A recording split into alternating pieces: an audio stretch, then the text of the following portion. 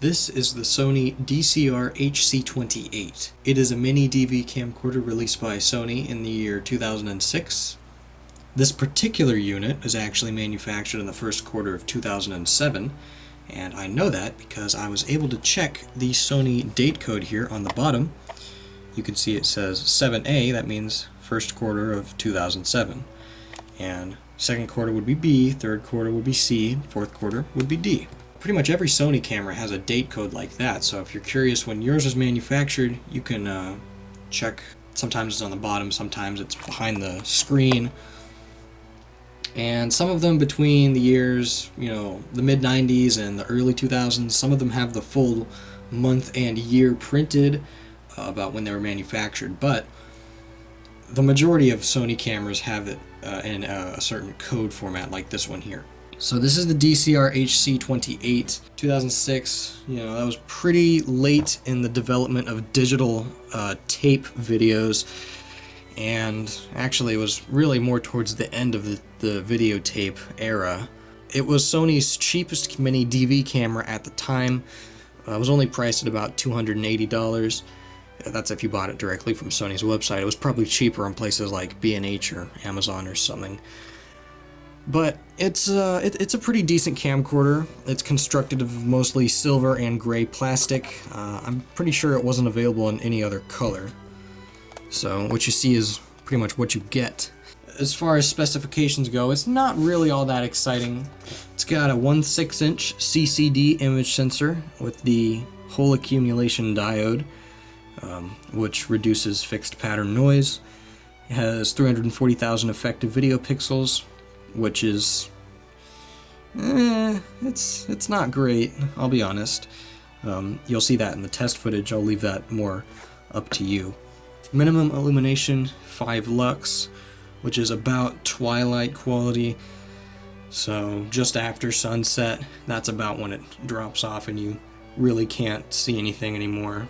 Features things like easy operation, different picture effects, fader effects, Nightshot Plus. It has a 2.5-inch LCD touchscreen, known as the swivel screen trademark. And it's called the swivel screen because it rotates like so, with 123,000 pixels. It has a color viewfinder with also 123,000 pixels. Does not come with a docking station. Supplied accessories that you would get in the box with this camera is the ACL25 adapter, the NP-FP30 battery, the stereo audio-video cable, the lens cap, and the Handycam DVD. That's sort of internal features. We'll go over some of the outside specs here. You can see there's the Handycam logo, 20 times optical zoom advertised. It's scratched up because I got it at a thrift store that opened near my house. You can see there's the model number right there. Sony logo. Above the LCD screen we have 3 buttons. One is for backlight compensation. The middle button is for the display and battery info.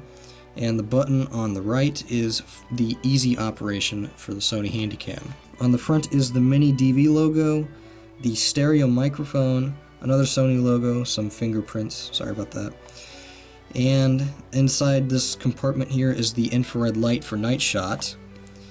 And there's the Vario Tessar lens right there. Sorry, it's kind of dusty.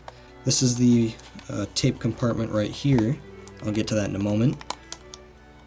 Here are the audio and video out options. You have the iLink, otherwise known as the DV, otherwise known as the FireWire port. You also have audio video out through Sony's proprietary cable. And this camera actually has an interesting feature where you can plug your iLink into a iLink compatible VCR or TV and record programs onto a tape that way. Hand strap is very good, very comfortable hand strap, as with most Sony cameras from before the year 2012. 2012 is when really Sony dropped the ball on their hand straps. I'd recommend taking a look at the HDR-CX 190, 200, and 210. Those are the generation of Sony Handycams where the hand strap quality really fell off the wagon. On the back, we see the power wheel, functions as the mode switch as well. Light indicators here for camera and play edit operations. The recording button, the DC input, which I told you about the charger that this comes with. That's not necessarily the charger you need. Any charger that's shaped like this, which pretty much comes with any Sony camera after the year, I think 2006, 2005, 2006, around there. You know, that would be like the ACL 200 series would probably be the most prevalent. Those are also compatible with this model of camera. Viewfinder, pull-out viewfinder with adjustable focus on the side.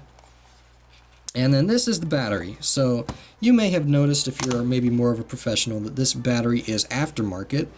That's because when I bought this, it didn't come with an Info Lithium P battery, so I bought this aftermarket battery, which is okay. The camera does not do a good job at estimating how much time the battery has left. Sometimes it jumps from like 14 to 40 minutes. And so I'll admit, I was kind of upset about that. So I did a little bit of homework, and by that I mean I didn't have to do very much work at all to find this out. But maybe you're a beginner and you don't know that you don't actually have to use NP FP series batteries. You can use the Info Lithium H series batteries, like the ones I have right here. If you look at the fine print, at least on the spec sheet for this camcorder, you can use Info Lithium H series batteries, as I will now demonstrate when I turn it on. It totally works. And I noticed that I have other Info Lithium P battery cameras as well, and they don't mention on the spec sheet that they're really compatible with the Info Lithium H batteries, but they still are. So I'd be willing to bet that most, if not all, Info Lithium P battery camcorders are compatible with the Info Lithium H series batteries. On the top, we have the Nightshot switch zoom lever. This camera has a variable speed zoom.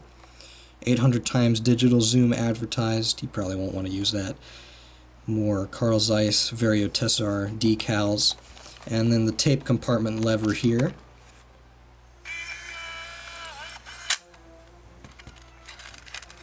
For the test footage, I use a Sony DVM63 mini DV tape, if I could focus.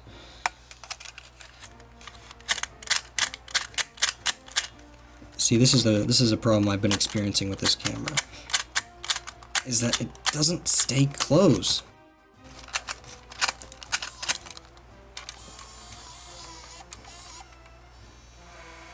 There we go. Okay, and on the inside of the LCD is the built-in speaker and the reset button. So let's go over some of the menu options that this camera has. They're going to be the basic Sony menu options, but there's a couple of interesting things in the playback menu that you might want to check out. So I guess stay tuned. So this is the layout, the display that you'll be greeted with.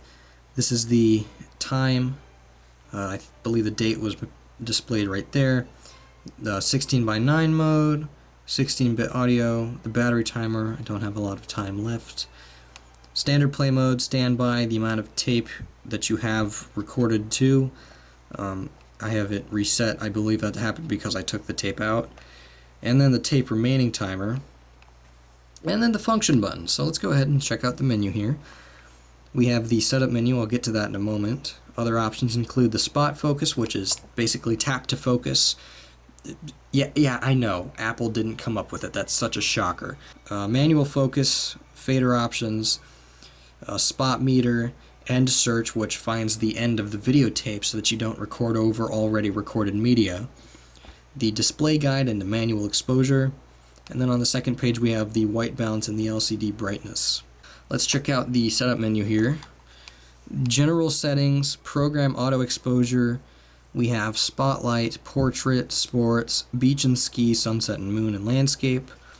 And then now we're at the bottom of this menu, and this highlights one of the slightly more annoying things about this camera. That's like, it's kind of a petty thing to complain about, I understand that, but when you press down more, it doesn't go back to the top of the menu, so you have to press up all the way through that. We have the picture effects, which are the basic Sony picture effects. Negative art, sepia, black and white, solarized, pastel, and mosaic.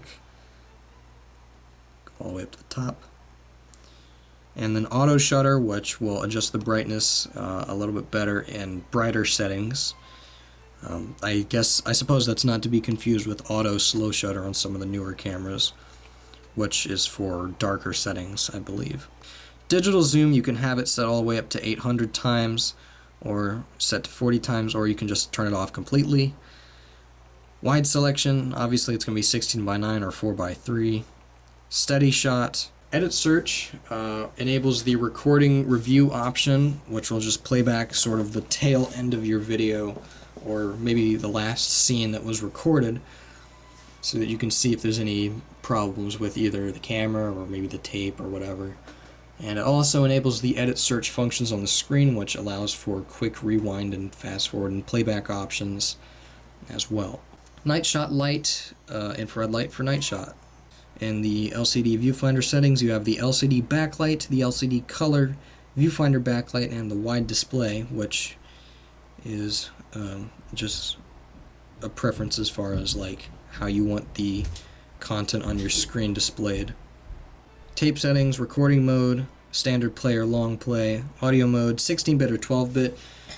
You don't need to record in 12-bit audio. I would recommend using 16-bit because it's higher quality. I believe 12-bit audio was supposed to be for dubbing audio over the tape because it records, or it has 2 stereo tracks available, and then you can use one to record audio through the camera's microphone. The function is all built into the camera. It's interesting. I'll get to that when I go over the playback settings. Tape remaining, you can have it set to on so that it is displays all the time. Or if you have it set to auto, it will display the remaining tape indicator for 8 seconds when you set the power switch to play edit or camera with a cassette inserted, or when you press the play pause button. I prefer to keep it on. It's just a personal preference. Setup menu, general clock settings, language, and demo mode. And then the others, or etc. World time beep, auto shut off, and the display out. So that's all the functions and settings for camera mode. There's no picture mode, by the way. You can't take still photos on this camera. It's purely just a video camera. So let's go into the play edit function.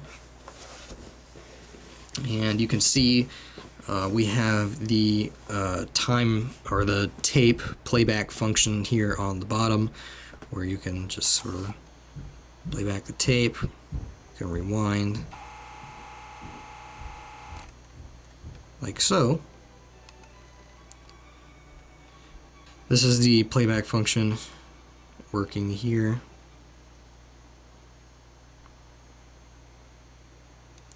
And in the settings we have the, sorry, that was a bad spot to stop it, but I'll just read these out to you. We have the menu, which is pretty similar to the other menu settings from the camera mode. Picture effects, audio mix, which is sets the audio mix, obviously, from the 2 stereo tracks that you may have recorded. The slider here shows which one is more dominant. If you slide it all the way to stereo 2, then the second stereo track will be more dominant than the first one, obviously. LCD settings are the same, tape settings are the same, and the setup menu is the same, and the other settings are the same. You can select the volume and search button, and the display guide is still there. Data code. Data code, you can have it be the date and time, or you can have it be the camera data, which would include steady shot, exposure, white balance, gain, shutter speed, and the aperture value. Or you can just turn it off, like I do. LCD brightness, and in page 3 you have the various speed playback, which can allow you to play back frame by frame, fast forward, in reverse, in slow motion, a plethora of different playback effects. And then there's the audio dub control, which will allow you to obviously dub over the video track with the second stereo track that is available in certain recording modes. And the recording control is the function that allows you to record directly from the iLink on a VCR, and you can see how that works in the Sony in the manual. But basically how it works is you plug your camera into a VCR or a TV compatible with iLink, and then you go into this setting and you can start the recording. Obviously you have to have a tape inserted, and you play through the iLink device, and it will record to the tape. I believe it's that simple. I don't have any means of testing that. I don't have a TV or VCR capable of that. That is it for the playback functions on the DCR-HC28, and that's really it for the review portion.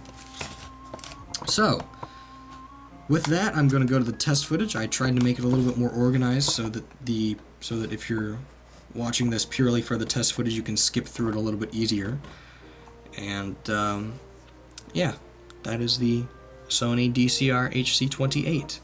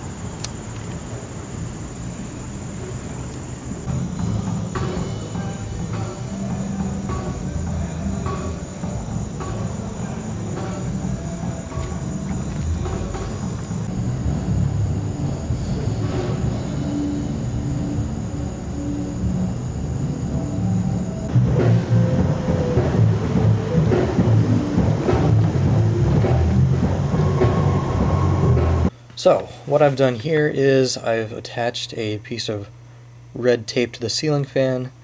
I'm going to turn it on, and we're going to see how well this camcorder works with fast-moving objects.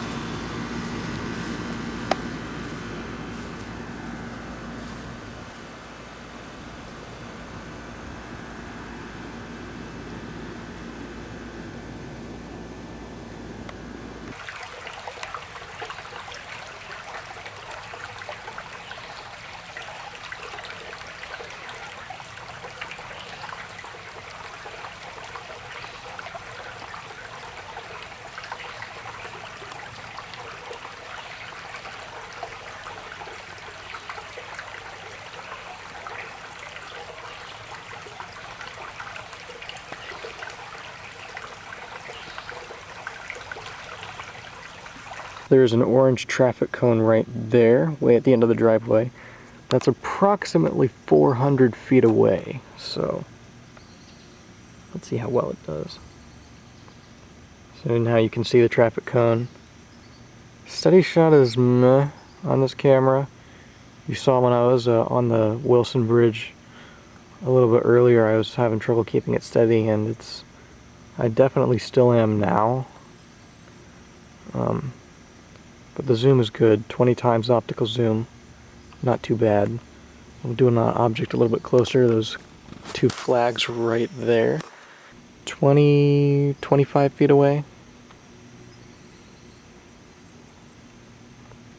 It didn't focus on them. There we go, so using the manual controls, I've put the focus towards the flags now. And you can see steady shots still having a little bit of a struggle keeping up with me. I am a rather shaky person, so your results may differ.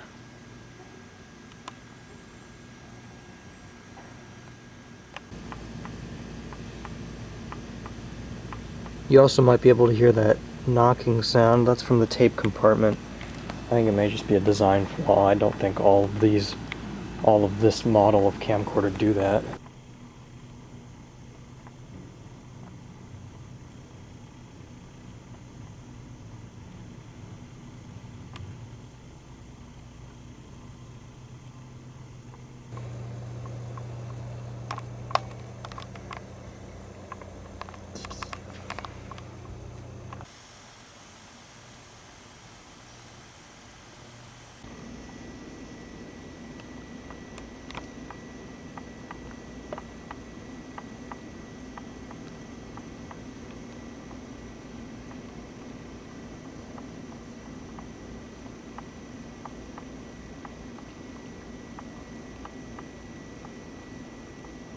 This is a low light test with the Sony DCR-HC28. The sun set probably about 25 minutes ago. And this is the camcorder operating at twilight. This is probably about the least amount of light you'd be able to work with if you were using this camcorder. There it is with Nightshot Plus. You can see it doesn't make all that much of a difference. You know, I can see just fine in this light, but the camcorder is really struggling. This is This is about the same as when the Panasonic HDC SD90 started falling off. The Sony Webby, it would just be pitch black right now, so it's definitely got that going for it. But the camcorder does struggle when it comes to low light. 5 lux. A problem I've been having with operating the Nightshot Plus switch is that